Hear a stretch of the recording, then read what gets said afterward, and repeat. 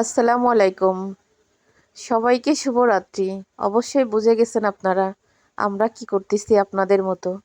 আপনারাও যা করবেন আজকে রাতে, আমরাও কিন্তু সেম কাজটাই করতেছি। পিকনিকটা আজকে হয়তো সব ঘরে ঘরে ডাল চাল দিয়ে খিচুড়ি রান্না করলেও করবে, আর যদি এমনি কিছু রান্না করতে চায় তাও করবে।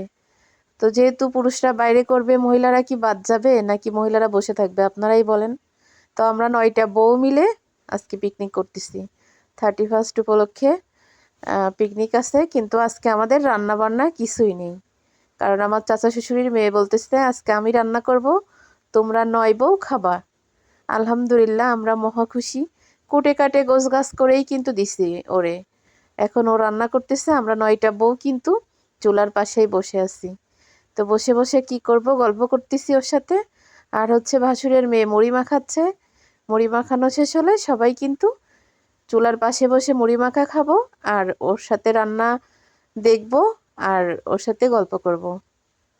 আসলে ভালোবাসা থাকলে কিন্তু ডাল ভাতেও কিন্তু মন ভরে যায়, পেটও ভরে যায়। আর ভালোবাসা না থাকলে বিরিয়ানি দিলেও কিন্তু ওটাতে পেটও ভরে না, হজমও হয় না, মনও ভরে না।